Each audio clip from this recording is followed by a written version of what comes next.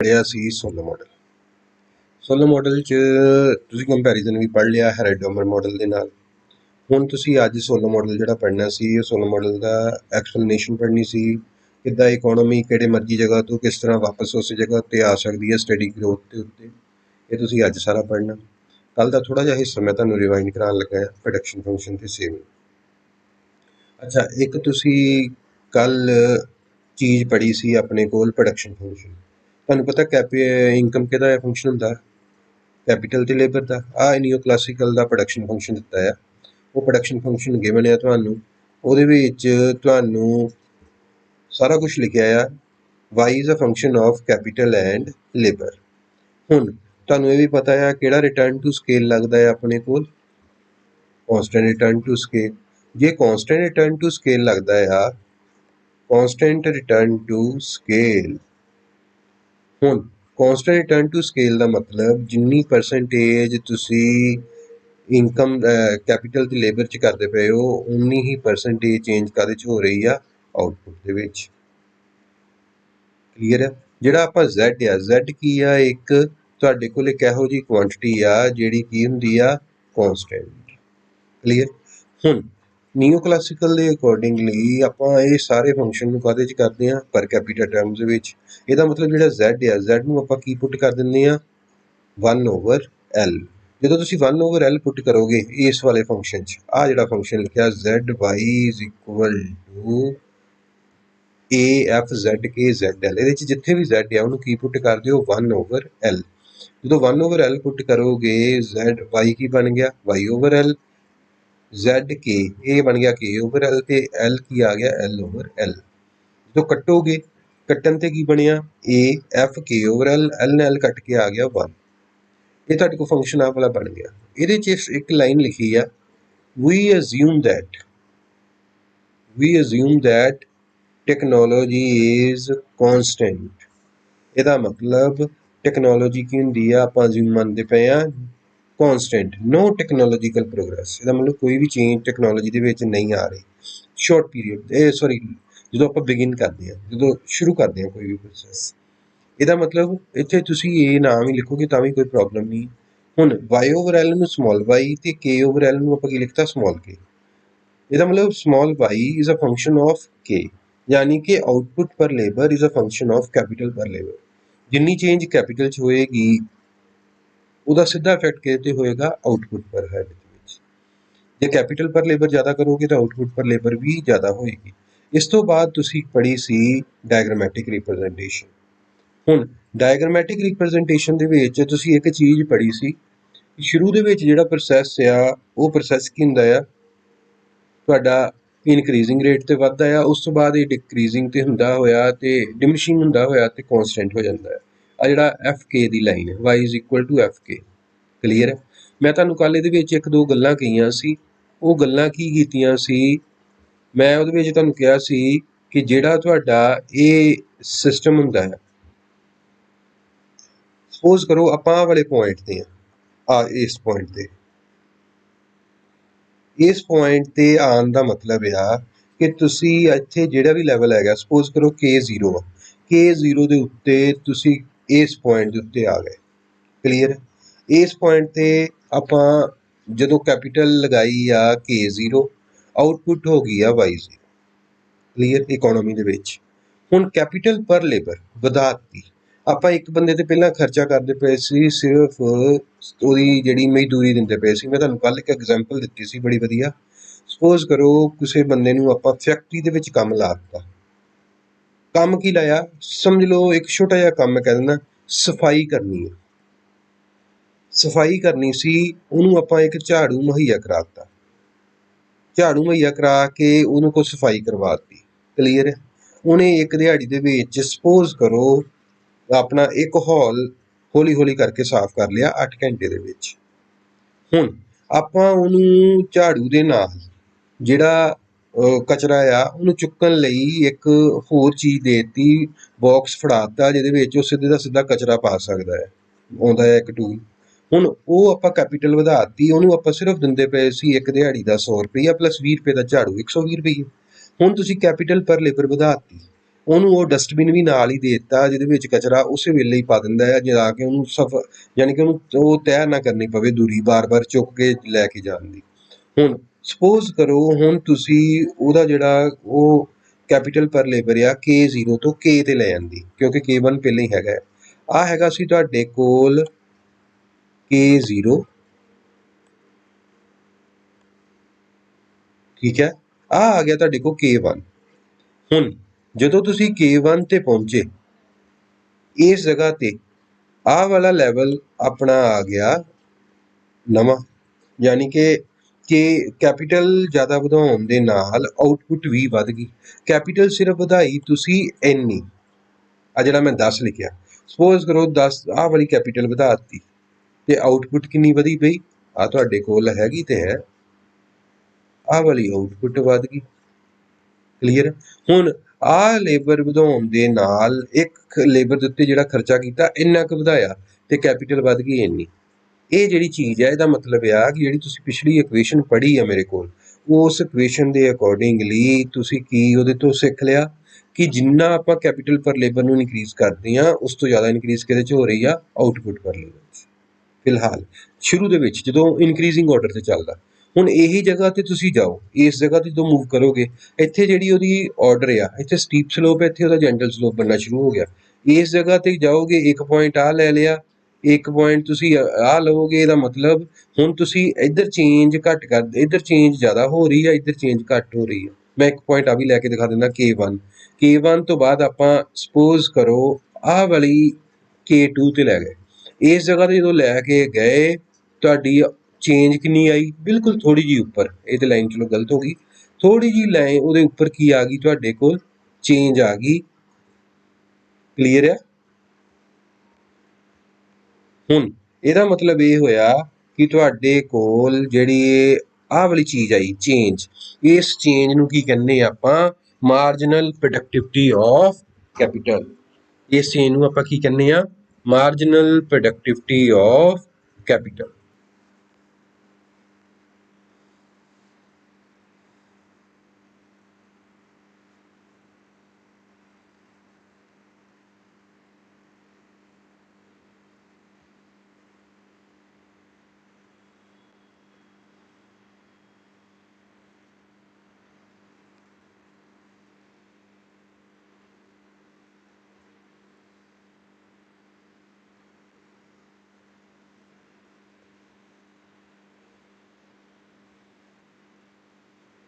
ਹਾਂਜੀ, ਇਸ ਰੀਜ਼ਨ ਇਹਨੂੰ ਕੀ ਕਹਿੰਦੇ ਆਪਾਂ, ਮਾਰਜਨਲ ਪ੍ਰੋਡਕਟਿਵਿਟੀ ਆਫ ਕੈਪੀਟਲ। ਹੁਣ ਤੁਹਾਡੇ ਕੋਲ ਆਹ ਜਿਹੜੀ ਮਾਰਜਨਲ ਪ੍ਰੋਡਕਟਿਵਿਟੀ ਆਫ ਕੈਪੀਟਲ ਆ, ਇਹ ਕੀ ਸ਼ੋ ਕਰਦੀ ਆ ਕਿ ਜਿਸ ਤਰ੍ਹਾਂ ਆਪਾਂ ਇਕੋਨਮੀ ਦੇ ਵਿੱਚ ਮੂਵ ਕਰਦੇ ਆ, ਜਿਹੜੀ ਮਾਰਜਨਲ ਪ੍ਰੋਡਕਟਿਵਿਟੀ ਆਫ ਕੈਪੀਟਲ ਆ ਉਹ ਡਿਮਿਨਿਸ਼ਿੰਗ ਰੇਟ ਦੇ ਉੱਤੇ ਕੰਮ ਕਰਦੀ ਹੈ ਪ੍ਰੋਡਕਸ਼ਨ ਫੰਕਸ਼ਨ ਦੇ ਵਿੱਚ। ਸ਼ੁਰੂ ਦੇ ਵਿੱਚ ਜ਼ਿਆਦਾ ਹੁੰਦੀ ਹੈ, ਬਾਅਦ 'ਚ ਵੱਧਦੀ ਤੇ ਹੈਗੀ ਆ, ਪਰ ਡਿਮਿਨਿਸ਼ਿੰਗ ਰੇਟ ਤੇ ਵੱਧਦੀ ਹੈ। ਇਹਦਾ ਮਤਲਬ ਮਾਰਜਨਲ ਪ੍ਰੋਡਕਟਿਵਿਟੀ ਆਫ ਕੈਪੀਟਲ ਕੀ ਹੁੰਦੀ ਆ, change in total productivity by addition of one more factor of production. ਇੱਥੇ ਫੈਕਟਰ ਆਫ ਪ੍ਰੋਡਕਸ਼ਨ ਕੀ ਹੈ, ਕੈਪੀਟਲ। ਫਿਜ਼ੀਕਲ ਟਰਮਸ ਵਿੱਚ ਜਿੰਨੀ ਉਹਦੇ 'ਚ ਇਨਕਰੀਜ਼ ਹੁੰਦੀ ਆ ਟੋਟਲ ਪ੍ਰੋਡਕਟਿਵਿਟੀ ਉਹਦੇ ਵਿੱਚ, ਉਹਨੂੰ ਕਹਿੰਦੇ ਆ ਮਾਰਜਨਲ ਪ੍ਰੋਡਕਟਿਵਿਟੀ। ਇਹ ਡਾਇਗਰਾਮੈਟਿਕ ਰਿਪਰੈਜ਼ੈਂਟੇਸ਼ਨ ਆਪਾਂ ਕੱਲ ਕੀਤੀ ਸੀ। ਅੱਜ ਇਸ ਤੋਂ ਅਗਲਾ ਕੰਮ ਜਿਹੜਾ ਹੈਗਾ ਆ ਉਹ ਤੁਹਾਡਾ ਹੈਗਾ ਆ ਨਿਓ ਕਲਾਸੀਕਲ ਮਾਡਲ ਨਾਲ ਇੱਕ ਗੱਲ ਕਰਦਾ ਆ ਕਿ ਜਦੋਂ ਆਪਾਂ ਇਕਨੋਮਿਕ ਗਰੋਥ ਨੂੰ ਕੈਪੀਟਲ ਅਕਮੂਲੇਸ਼ਨ ਦੇ ਥਰੂ ਐਕਸਪਲੇਨ ਕਰਦੇ ਆ ਤੇ ਉਸ ਪ੍ਰੋਸੈਸ ਦਾ ਐਂਡ ਕਿੱਥੇ ਹੁੰਦਾ ਹੈ, ਜਾ ਕੇ ਸਟੱਡੀ ਸਟੇਟ ਇਕੁਇਲਿਬਰੀਅਮ ਦੇ ਵਿੱਚ। ਜਦੋਂ ਆਪਾਂ ਇਕਨੋਮਿਕ ਗਰੋਥ ਨੂੰ ਕੈਪੀਟਲ ਅਕਮੂਲੇਸ਼ਨ ਦੇ ਵਿੱਚ ਯਾਨੀ ਕਿ ਸੇਵਿੰਗ ਤੇ ਇਨਵੈਸਟਮੈਂਟ ਯੂਜ਼ ਕਰਕੇ ਸੋਲਵ ਕਰਦੇ ਆ ਤੇ ਉਹਦਾ ਐਂਡ ਰਿਜ਼ਲਟ ਕਿੱਥੇ ਆਪਾਂ ਨੂੰ ਮਿਲਦਾ ਆ, ਸਟੱਡੀ ਸਟੇਟ ਇਕੁਇਲਿਬਰੀਅਮ ਦੇ ਵਿੱਚ। ਕਲੀਅਰ। ਹੁਣ steady state equilibrium neoclassical ਦੇ ਅਕੋਰਡਿੰਗਲੀ ਕੀ ਆ, ਉਹ ਵਾਲੀ ਰੇਟ ਜਿਹਦੇ ਵਿੱਚ growth rate of income is equal to growth rate of labour is equal to growth rate of capital, ਜਾਂ ਤੁਸੀਂ ਇਹ ਵੀ ਕਹਿ ਸਕਦੇ ਹੋ growth rate of income is equal to growth rate of population. ਜਿਹੜੀ ਆ ਲੇਬਰ ਫੋਰਸ ਹੈ ਇਹਨੂੰ ਪਾਪੂਲੇਸ਼ਨ ਨਾਲ ਵੀ ਆਪਾਂ ਕਾਊਂਟ ਕਰਦੇ ਹਾਂ। ਇਹਦਾ ਮਤਲਬ ਇਹ ਆ ਕਿ ਗਰੋਥ ਰੇਟ ਆਫ ਆਊਟਪੁੱਟ ਆ ਉਹ ਕਿਹਦੇ ਬਰਾਬਰ ਹੁੰਦੀ ਆ, ਜਾਂ ਸਟੱਡੀ ਸਟੇਟ ਇਕੁਇਲਿਬਰੀਅਮ ਕਦੋਂ ਆਉਂਦੀ ਆ, ਜਦੋਂ ਗਰੋਥ ਰੇਟ ਆਫ ਆਊਟਪੁੱਟ ਕਿਹਦੇ ਇਕੁਅਲ ਹੋ ਜਾਂਦੀ ਆ, growth rate of labour force and growth rate of capital. Clear. ਇਹਦਾ ਮਤਲਬ ਗਰੋਥ ਇਨਕਮ ਪਰ ਕੈਪੀਟਾ ਤੇ ਕੈਪੀਟਲ ਪਰ ਕੈਪੀਟਾ ਆਪਸ ਦੇ ਵਿੱਚ ਕੀ ਹੋ ਜਾਂਦੇ ਆ, ਸੇਮ, ਯਾਨੀ ਕਿ ਇਹ ਚੇਂਜ ਨਹੀਂ ਕਰਦੇ ਉਸ ਟਾਈਮ ਪੀਰੀਅਡ ਦੇ ਵਿੱਚ। ਕਲੀਅਰ ਆ। ਆਹ ਵਾਲਾ ਰਿਲੇਸ਼ਨ ਯਾਦ ਰੱਖਿਓ, ਇਹ ਸਟੱਡੀ ਸਟੇਟ ਇਕੁਇਲਿਬਰੀਅਮ ਦੇ ਵਿੱਚ ਇੱਕ ਇਕੁਏਸ਼ਨ ਆ ਜਿਹਦੇ ਵਿੱਚ ਇਹਨੇ ਕੰਮ ਕਰਨਾ ਆ delta Y over Y is equal to delta L over L is equal to delta K over K. Clear ਹੈ। ਹੁਣ ਆ ਗਈ ਆਪਣੇ ਕੋਲ ਸੋਲੋ ਮਾਡਲ ਦੀ ਇਕੁਏਸ਼ਨ। ਸੋਲੋ ਮਾਡਲ ਦੀ ਇਕੁਏਸ਼ਨ ਕੀ ਕਹਿੰਦੀ ਹੈ, ਧਿਆਨ ਨਾਲ ਸਮਝਿਓ, ਸੌਖੀ ਜੀ ਚੀਜ਼ ਹੈ। ਸਭ ਤੋਂ ਪਹਿਲਾਂ ਆਹ ਰਿਲੇਸ਼ਨ ਤੇ ਤੁਹਾਨੂੰ ਪਹਿਲਾਂ ਹੀ ਪਤਾ ਆ ਐਸ ਓਵਰ ਵਾਈ, ਆਹ ਰਿਲੇਸ਼ਨ ਦਾ ਤੁਹਾਨੂੰ ਪਤਾ ਹੀ ਹੈ S is equal to S over Y. ਸਭ ਤੋਂ ਪਹਿਲਾਂ ਆਪਾਂ ਜਦੋਂ ਪੜ੍ਹਿਆ ਸੀ S is equal to S over Y, saving is a function of income. ਆਹ ਜਿਹੜਾ ਸਮਾਲ ਐਸ ਹੁੰਦਾ ਹੈ ਪ੍ਰੋਪੈਂਸਿਟੀ ਟੂ ਸੇਵ। ਆਪਾਂ ਜਿੰਨੀ ਇਨਕਮ ਜ਼ਿਆਦਾ ਹੋਊਗੀ ਉਨੀ ਸੇਵਿੰਗ ਜ਼ਿਆਦਾ ਹੋਊਗੀ। ਡਿਪੈਂਡ ਕੀ ਕਰਦਾ ਕਿ ਤੁਸੀਂ ਉਹਦੇ 'ਚ ਸੇਵ ਕਰਦੇ ਕਿੰਨਾ ਪਏ ਹੋ। ਉਹ ਪ੍ਰੋਪੈਂਸਿਟੀ ਕਿੰਨੀ ਆ ਜਿਹਦੇ ਨਾਲ ਤੁਸੀਂ ਆਪਣਾ ਖਰਚਾ ਕੱਢਣ ਤੋਂ ਬਾਅਦ ਜਿਹੜੀ ਚੀਜ਼ ਤੁਸੀਂ ਬਚਾ ਲਈ। ਕਲੀਅਰ।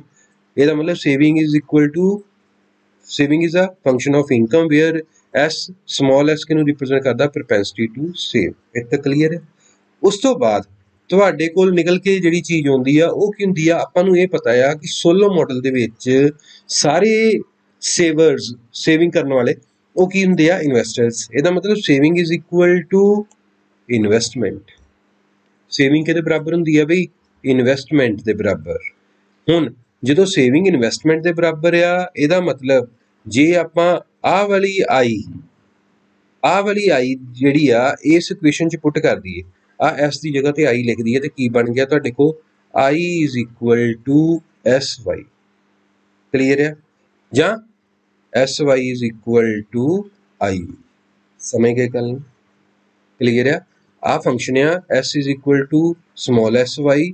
ਇਹਦੇ ਵਿੱਚ ਆਹ ਵਾਲੇ ਐਸ ਦਾ ਆਪਾਂ ਨੂੰ ਮਤਲਬ ਪਹਿਲਾਂ ਹੀ ਪਤਾ ਆ, ਇਹ ਵਾਲਾ ਐਸ ਕਿਹਨੂੰ ਰਿਪਰੈਜ਼ੈਂਟ ਕਰਦਾ ਆ, ਇਨਵੈਸਟਮੈਂਟ ਨੂੰ। ਯਾਨੀ ਕਿ ਐਸ ਕਿਹਦੇ ਬਰਾਬਰ ਹੁੰਦਾ ਹੈ, ਇਨਵੈਸਟਮੈਂਟ ਦੇ ਬਰਾਬਰ। Saving is equal to investment. ਹੁਣ ਇਸ ਐਸ ਦੀ ਜਗ੍ਹਾ ਤੇ ਆਪਾਂ ਕੀ ਪੁੱਟ ਕਰਤਾ, ਆਈ। ਆਹ ਵਾਲਾ ਆਈ ਇਸ ਜਗ੍ਹਾ ਤੇ ਪੁੱਟ ਕਰਤਾ। ਜੋ ਪੁੱਟ ਕੀਤਾ ਬਣ ਗਿਆ I is equal to S Y, ਜਾਂ S Y is equal to I. Clear. ਹੁਣ ਤੁਹਾਨੂੰ ਇਹ ਪਤਾ ਆ ਜਿਹੜਾ ਇਨਵੈਸਟਮੈਂਟ ਆ, ਇਨਵੈਸਟਮੈਂਟ ਕੀ ਚੀਜ਼ ਹੁੰਦੀ ਆ, ਤੁਹਾਨੂੰ ਪਤਾ ਹੀ ਆ। ਇਨਵੈਸਟਮੈਂਟ ਕਿਹਦੇ ਬਰਾਬਰ ਹੁੰਦੀ ਆ ਬਈ, ਇਨਵੈਸਟਮੈਂਟ ਹੁੰਦੀ ਆ ਤੁਹਾਡੇ ਕੋਲ ਚੇਂਜ ਇਨ ਕੈਪੀਟਲ ਸਟਾਕ। ਯਾਨੀ ਕਿ ਇਨਵੈਸਟਮੈਂਟ ਕਿਹਦੇ ਬਰਾਬਰ ਆਪਾਂ ਗਿਣਦੇ ਆ, ਡੈਲਟਾ ਕੇ ਦੇ ਬਰਾਬਰ। ਆ ਜਿਹੜੀ ਆਈ ਆ ਇਹ ਕਿਹਦੇ ਬਰਾਬਰ ਆ, ਡੈਲਟਾ ਕੇ। ਹੁਣ ਐਸ ਵਾਈ, ਇਸ ਆਈ ਦੀ ਜਗ੍ਹਾ ਤੇ ਕੀ ਪੁੱਟ ਕਰਤਾ ਮੈਂ, ਡੈਲਟਾ ਕੇ। ਯਾਨੀ ਕਿ ਆ ਜਿਹੜੀ ਚੀਜ਼ ਆ ਇਹਨੂੰ ਮੈਂ ਇੱਥੇ ਪੁੱਟ ਕਰਤਾ। ਕਲੀਅਰ ਹੈ। ਜੇ ਤੁਹਾਨੂੰ ਇੱਥੇ ਤੱਕ ਸਮਝ ਲੱਗ ਗਿਆ ਆ, ਇਹਦਾ ਮਤਲਬ ਤੁਹਾਡਾ ਕਾਫੀ ਹੱਦ ਤੱਕ ਕੰਮ ਖਤਮ ਆ ਆਹ ਵਾਲੀ ਜਗ੍ਹਾ ਤੱਕ। ਕਲੀਅਰ ਹੈ। S Y is equal to delta K. ਹੁਣ ਇਸ ਇਕੁਏਸ਼ਨ ਦੇ ਵਿੱਚ ਜਿਹੜਾ ਡੈਲਟਾ ਕੇ ਆ, ਦੇਖੋ ਜੇ ਮੈਂ ਇੱਥੇ ਲਿਖਵਾਂ 5 ਮਲਟੀਪਲਾਈਡ ਬਾਏ 7 ਡਿਵਾਈਡਡ ਬਾਏ 7, ਕੋਈ ਚੇਂਜ ਆਈ, 5 ਤੇ 5 ਹੀ ਰਿਹਾ। ਇਹਦਾ ਮਤਲਬ 5 ਨੂੰ 7 ਨਾਲ ਮਲਟੀਪਲਾਈ ਕਰਤਾ, 7 ਨਾਲ ਡਿਵਾਈਡ ਕਰਤਾ, ਇਹਦਾ ਮਤਲਬ ਕੋਈ ਵੀ ਇਫੈਕਟ ਨਹੀਂ ਪਿਆ। ਜੇ ਨਹੀਂ ਪਿਆ ਇਹਦਾ ਮਤਲਬ ਇਹ ਹੋਇਆ ਕਿ ਤੁਹਾਡੇ ਕੋਲ ਜਿਹੜੀ ਚੀਜ਼ ਆਈ ਆ, ਦੇਖੋ ਜਿਹੜਾ ਮੈਂ ਕੰਸੈਪਟ ਕਰਦਾ ਪਿਆ ਸੀ, ਆਹ ਵਾਲਾ ਡੈਲਟਾ ਕੇ, ਆਹ ਵਾਲੀ ਜਗ੍ਹਾ ਤੇ ਪਹੁੰਚੇ ਸੀ ਆਪਾਂ। ਡੈਲਟਾ ਕੇ ਨੂੰ ਆਪਾਂ ਕੇ ਨਾਲ ਹੀ ਮਲਟੀਪਲਾਈ ਕਰਤਾ ਤੇ ਕੇ ਨਾਲ ਹੀ ਕੀ ਕਰਤਾ, ਡਿਵਾਈਡ। ਡੈਲਟਾ ਕੇ ਸਮਝ ਲਓ 5 ਆ, ਕੇ 7 ਨਾਲ ਹੀ ਮਲਟੀਪਲਾਈ ਕਰਤਾ, 7 ਨਾਲ ਹੀ ਡਿਵਾਈਡ ਕਰਤਾ, ਜਿਹੜੀ ਮੈਂ ਐਗਜ਼ਾਮਪਲ ਦਿੰਦਾ ਪਿਆ ਸੀ। ਆਹ ਡੈਲਟਾ ਕੇ ਨੂੰ ਕੇ ਨਾਲ ਡਿਵਾਈਡ ਕਰਤਾ, ਕੇ ਨਾਲ ਮਲਟੀਪਲਾਈ ਕਰਤਾ। ਕਲੀਅਰ ਹੈ। ਹੁਣ ਜਿਹੜਾ ਡੈਲਟਾ ਕੇ ਓਵਰ ਕੇ ਆ, ਆਹ ਵਾਲਾ ਡੈਲਟਾ ਕੇ ਓਵਰ ਕੇ, ਡੈਲਟਾ ਕੇ ਓਵਰ ਕੇ ਜਿਹੜਾ ਆ ਇਹਨੂੰ ਆਪਾਂ ਕੀ ਮੰਨ ਲਿਆ ਆ, ਆ ਦੇਖੋ ਬਈ ਡੈਲਟਾ ਕੇ ਓਵਰ ਕੇ। ਡੈਲਟਾ ਕੇ ਓਵਰ ਕੇ ਜੇ ਤੁਸੀਂ ਪਿਛਲੀ ਇਕੁਏਸ਼ਨ ਤੇ ਨਜ਼ਰ ਮਾਰੋ, ਡੈਲਟਾ ਕੇ ਓਵਰ ਕੇ ਕਿਹਦੇ ਬਰਾਬਰ ਸੀ, ਡੈਲਟਾ ਐਲ ਓਵਰ ਐਲ।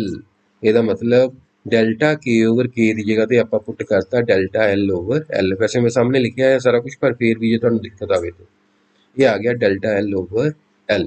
ਹੁਣ ਡੈਲਟਾ ਐਲ ਓਵਰ ਐਲ ਜਦੋਂ ਇਹਦੇ 'ਚ ਪੁੱਟ ਕੀਤਾ ਇਸ ਜਗ੍ਹਾ ਤੇ, ਇਹ ਬਣ ਗਿਆ small S Y is equal to K delta L over L.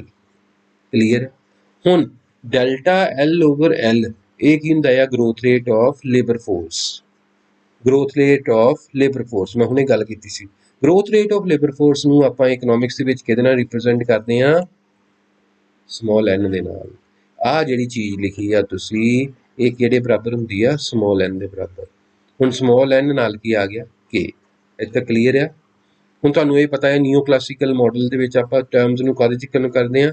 In capita farm terms ਦੇ ਵਿੱਚ, ਪਰ ਕੈਪੀਟਾ ਟਰਮਸ ਦੇ ਵਿੱਚ। ਪਰ ਕੈਪੀਟਾ ਮਤਲਬ ਡਿਵਾਈਡਡ ਬਾਏ l। ਆ y ਵੀ l ਨਾਲ ਡਿਵਾਈਡ ਹੋ ਗਿਆ, ਆ k ਵੀ l ਨਾਲ ਡਿਵਾਈਡ ਹੋ ਗਿਆ। y ਨੂੰ ਵੀ l ਨਾਲ ਡਿਵਾਈਡ ਕਰਤਾ ਤੇ ਤੁਸੀਂ k ਨੂੰ ਵੀ l ਨਾਲ ਡਿਵਾਈਡ ਕਰਤਾ। ਜਦੋਂ y ਨੂੰ l ਨਾਲ ਡਿਵਾਈਡ ਕੀਤਾ, k ਨੂੰ l ਨਾਲ ਡਿਵਾਈਡ ਕੀਤਾ, ਇਹ ਬਣ ਗਿਆ small sy is equal to n small k। small y is equal to n small k। ਇਹਦਾ ਮਤਲਬ ਜਿਹੜੀ ਇਹ ਇਕੁਏਸ਼ਨ ਆਈ ਆ ਤੁਹਾਡੇ ਕੋਲ, ਇਹ ਇਕੁਏਸ਼ਨ ਕਿਹੜੀ ਆਈ ਆ? ਇਹ ਇਕੁਏਸ਼ਨ ਕਿਹੜੀ ਆਈ ਆ ਵੀ ਤੁਹਾਡੇ ਕੋਲ? ਇਹ ਆ ਗਈ ਤੁਹਾਡੇ ਕੋਲ ਉਹ ਵਾਲੀ ਇਕੁਏਸ਼ਨ ਜਿਹਨੇ ਤੁਹਾਡਾ ਹੈਲਪ ਕਰਨੀ ਆ ਅਗਲੀ ਡਾਇਗਰਾਮ ਦੇ ਵਿੱਚ। ਹੁਣ ਇਹ ਹੁੰਦੀ ਕੀ ਆ? ਤੁਹਾਨੂੰ ਯਾਦ ਹੈ ਇੱਕ ਮੈਂ ਪ੍ਰੋਡਕਸ਼ਨ ਫੰਕਸ਼ਨ ਦੇ ਵਿੱਚ ਇਕੁਏਸ਼ਨ ਲਿਖੀ ਸੀ, ਪ੍ਰੋਡਕਸ਼ਨ ਫੰਕਸ਼ਨ ਦੇ ਵਿੱਚ ਆਹ ਵਾਲੀ ਇਕੁਏਸ਼ਨ। ਇਹ ਜਿਹੜੀ ਇਕੁਏਸ਼ਨ ਆ ਇਹ ਕਿਹਨੂੰ ਡੀਲ ਕਰਦੀ ਆ? ਇਹ ਡੀਲ ਕਰਦੀ ਸੀ ਆਪਾਂ ਨੂੰ ਉਹ ਵਾਲੀ ਚੀਜ਼ ਜਿਹੜੀ ਪ੍ਰੋਡਕਸ਼ਨ ਫੰਕਸ਼ਨ, ਯਾਨੀ ਕਿ ਇਕੋਨਮੀ ਦਾ ਪੋਟੈਂਸ਼ੀਅਲ ਕਿੰਨਾ ਆ, ਕਿ ਇਸ ਹੱਦ ਤੱਕ ਉਹ ਆਪਣੇ ਆਪ ਨੂੰ ਲੈ ਕੇ ਜਾ ਸਕਦੀ ਆ ਜੇ ਫੁੱਲ ਰਿਸੋਰਸਿਸ ਨੂੰ ਆਪਾਂ ਯੂਟਿਲਾਈਜ਼ ਕਰੀਏ। ਤੇ ਫੁੱਲ ਰਿਸੋਰਸਿਸ ਇੱਕ ਕੈਪੀਟਲ ਤੇ ਇੱਕ ਲੇਬਰ। ਆਹ ਵਾਲੀ ਇਕੁਏਸ਼ਨ ਕੀ ਰਿਪਰੈਜ਼ੈਂਟ ਕਰਦੀ ਆ ਕਿ ਜਿਹੜੀ ਤੁਹਾਡੀ ਇਕੁਏਸ਼ਨ ਦੇ ਵਿੱਚ sy ਆ, ਸੇਵਿੰਗ nk ਕਿਹਨੂੰ ਰਿਪਰੈਜ਼ੈਂਟ ਕਰਦਾ ਆ? nk ਰਿਪਰੈਜ਼ੈਂਟ ਕਰਦਾ ਆ ਉਸ ਰਿਕੁਆਇਰਡ ਇਨਵੈਸਟਮੈਂਟ ਨੂੰ ਜਿਹੜੀ ਇਕੋਨਮੀ ਲਈ ਜ਼ਰੂਰੀ ਆ, ਜਿਹਦੇ ਤੇ ਸਟੱਡੀ ਸਟੇਟ ਇਕੁਇਲਿਬਰੀਅਮ ਮਿਲਦਾ ਹੈ। ਤੇ sy ਕੀ ਆ? Saving rate. ਸੇਵਿੰਗ ਕਿਤੇ ਡਿਪੈਂਡ ਕਰਦੀ ਆ? ਇਨਵੈਸਟਮੈਂਟ ਤੇ। ਇਨਵੈਸਟਮੈਂਟ ਇਕੋਨਮੀ ਕਿੰਨੀ ਕਰ ਸਕਦੀ ਆ? ਜਿਹੜੀ ਪ੍ਰੋਡਕਸ਼ਨ ਫੰਕਸ਼ਨ ਆ। ਇਹਦਾ ਮਤਲਬ ਹੁਣ ਤੁਹਾਡੇ ਕੋਲ ਤਿੰਨ ਇਕੁਏਸ਼ਨਸ ਆ। ਇੱਕ ਤੁਹਾਡੇ ਕੋਲ ਫਸਟ ਜਿਹੜੀ ਪ੍ਰੋਡਕਸ਼ਨ ਫੰਕਸ਼ਨ ਵਾਲੀ ਆ, ਇੱਕ ਤੁਹਾਡੇ ਕੋਲ nk ਆ ਜਿਹਨੂੰ ਆਪਾਂ ਰਿਕੁਆਇਰਡ ਇਨਵੈਸਟਮੈਂਟ ਕਹਿੰਦੇ ਆ, ਇੱਕ ਹੁੰਦੀ ਆ sy ਜਿਹਨੂੰ ਆਪਾਂ ਸੇਵਿੰਗ ਫੰਕਸ਼ਨ ਕਹਿੰਦੇ ਆ। ਕਲੀਅਰ ਹੈ? ਹੁਣ sy is equal to nk ਜਿਹੜੀ ਪਿੱਛੇ ਇਕੁਏਸ਼ਨ ਲਿਖੀ ਹੈ, ਇਹ ਫੰਡਾਮੈਂਟਲ ਗਰੋਥ ਇਕੁਏਸ਼ਨ ਆ ਕੇਸੀ ਦੀ ਨਿਓ ਕਲਾਸੀਕਲ ਗਰੋਥ ਮਾਡਲ ਜਿਹੜਾ ਸੋਲੋ ਨੇ ਦਿੱਤਾ ਆ। ਇਹ ਕੀ ਰਿਪਰੈਜ਼ੈਂਟ ਕਰਦੀ ਆ? ਸਟੇਟਸ ਦਾ condition for steady state growth rate. ਇਹ ਤੁਹਾਡੀ ਆਈਡੀਅਲ ਇਕੁਏਸ਼ਨ ਆ ਜਿਹਨੇ ਤੁਹਾਡੀ ਹੈਲਪ ਕਰਨੀ ਆ ਸੋਲੋ ਮਾਡਲ ਦੇ ਵਿੱਚ। ਕਲੀਅਰ ਹੈ? ਹੁਣ ਇਹ ਆਪਾਂ ਤਿੰਨ ਚੀਜ਼ਾਂ ਪੜ੍ਹਦੇ ਪਏ ਆ, ਇਹਦੇ ਵਿੱਚ ਇੱਕ nk ਆ, ਇੱਕ sy ਆ। ਜਿਹੜਾ nk ਆ ਮੈਂ ਤੁਹਾਨੂੰ ਪਹਿਲਾਂ ਹੀ ਇੱਕ ਸਿੰਪਲ ਲੇਮੈਨ ਲੈਂਗੁਏਜ ਦੇ ਵਿੱਚ ਗੱਲ ਕਰਦਾ ਪਿਆ। nk ਰਿਪਰੈਜ਼ੈਂਟ ਕੀ ਕਰਦੀ ਆ?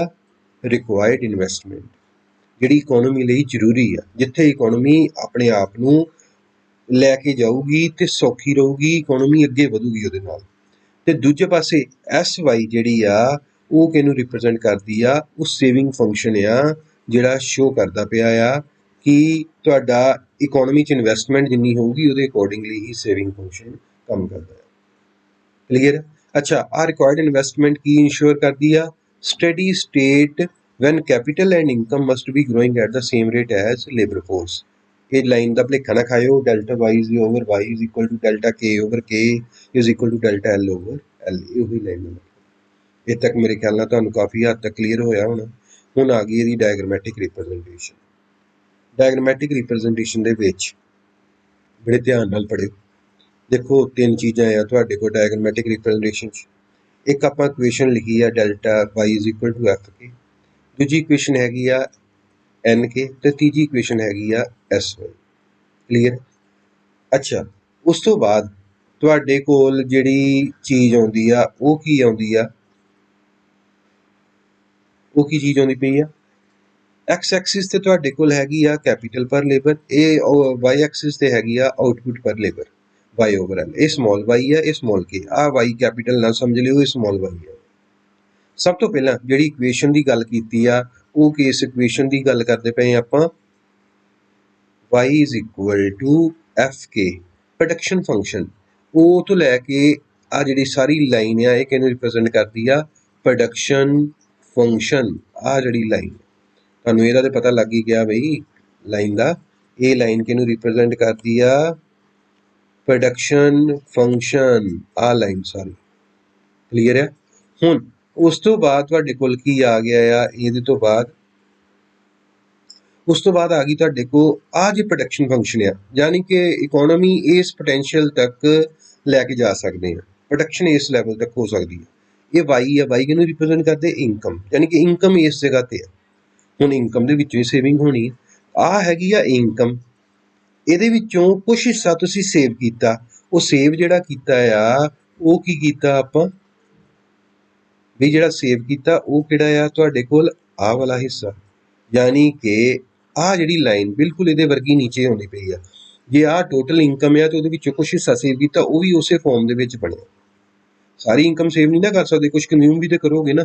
ਇਨਕਮ ਦੇ ਵਿੱਚੋਂ ਕੁਛ ਹਿੱਸਾ ਤੁਸੀਂ ਸੇਵ ਕੀਤਾ, ਜਿਹੜੀ ਸੇਵਿੰਗ ਆ ਆਹ ਵਾਲੀ ਚੀਜ਼ SY, ਇਹ ਕੀ ਆ, ਸੇਵਿੰਗ ਹੀ ਆਪਣੇ ਕੋਲ ਕੀ ਹੁੰਦੀ ਆ, ਇਨਵੈਸਟਮੈਂਟ। ਇਨਵੈਸਟਮੈਂਟ ਇਹ ਕਿਹੜੀ ਆ, ਜਿਹੜੀ ਐਕਚੁਅਲ ਇਕੋਨਮੀ ਦੇ ਵਿੱਚ ਹੋ ਰਹੀ ਆ।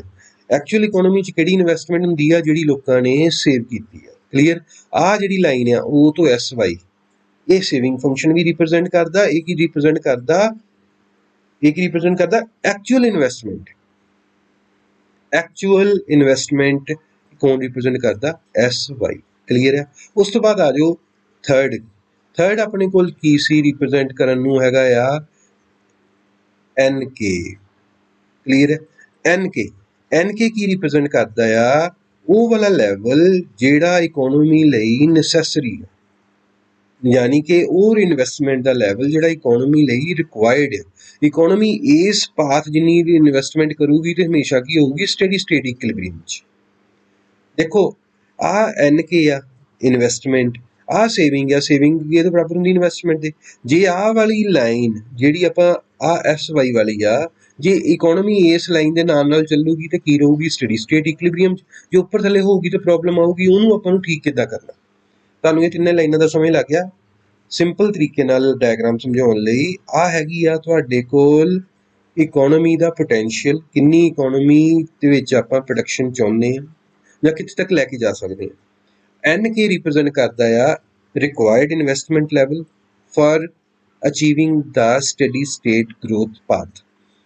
SY ਰਿਪਰੈਜ਼ੈਂਟ ਕਰਦਾ ਐਕਚੁਅਲ ਇਨਵੈਸਟਮੈਂਟ। ਕਲੀਅਰ ਆ। ਹੁਣ ਤੁਹਾਡੇ ਕੋਲ ਦੇਖੋ ਤਿੰਨ ਆ, ਇੱਕ K1 ਆ, ਇੱਕ K0 ਆ, ਜਾਂ K1 ਸਟਾਰ ਆ। ਕਲੀਅਰ ਹੈ। ਸਭ ਤੋਂ ਪਹਿਲਾਂ ਜਦੋਂ ਇਕੋਨਮੀ ਹੈਗੀ ਆ ਆਪਣੇ ਕੋਲ ਇਸ ਲੈਵਲ ਤੇ, ਯਾਨੀ ਕਿ K1 ਤੇ, ਇਸ ਜਗ੍ਹਾ ਤੇ ਜਦੋਂ ਇਕੋਨਮੀ ਆ, ਇਕੋਨਮੀ ਦੇ ਨਾਲ ਆਹ ਜਿਹੜੀ ਚੀਜ਼ ਆ, ਆਹ ਸੇਵਿੰਗ ਆ ਆਪਣੇ ਕੋਲ।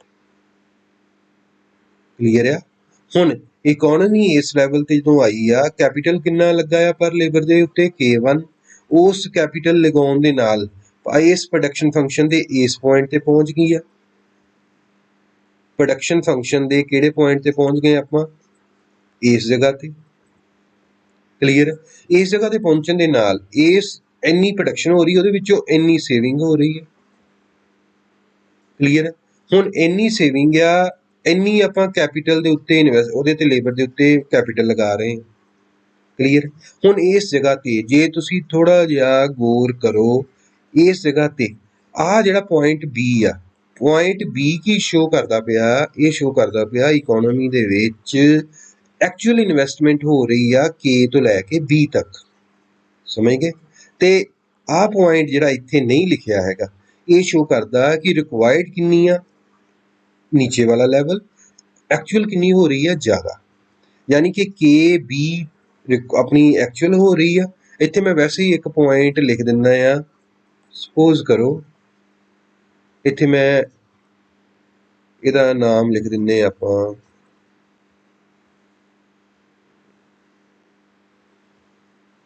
ਇੱਕ ਮਿੰਟ, ਜਿਹੜਾ ਇਹਦੇ ਤੇ ਆਪਾਂ ਇਹਦਾ ਨਾਮ ਲਿਖ ਦਈਏ, ਇਹਨੂੰ ਮੈਂ ਵੈਸੇ ਲਿਖ ਦਿੰਦਾ C। ਕਲੀਅਰ।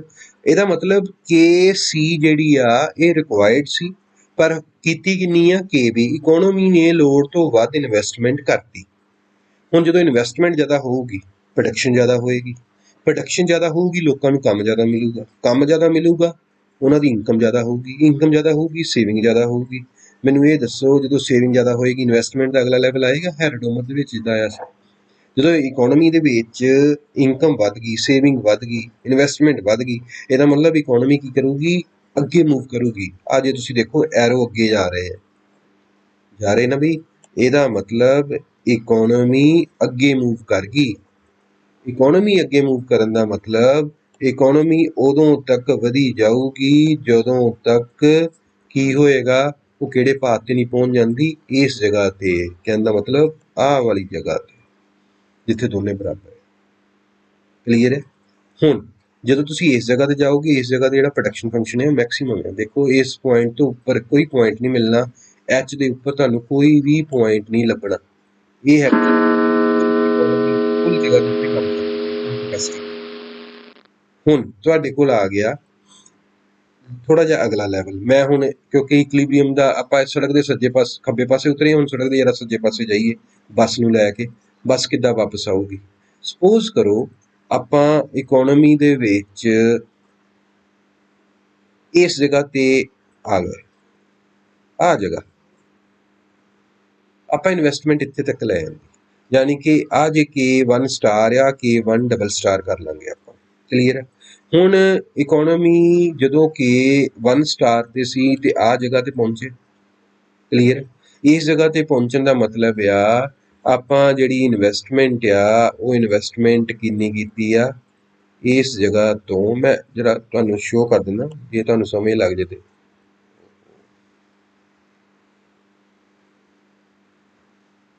ਇਸ ਜਗ੍ਹਾ ਤੇ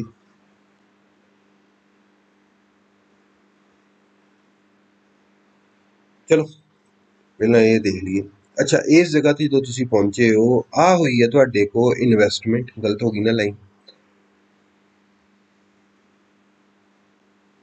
ਹਾਂਜੀ, ਆ ਜਗ੍ਹਾ ਤੇ ਇਨਵੈਸਟਮੈਂਟ ਹੋਈ ਇਸ ਜਗ੍ਹਾ ਤੱਕ।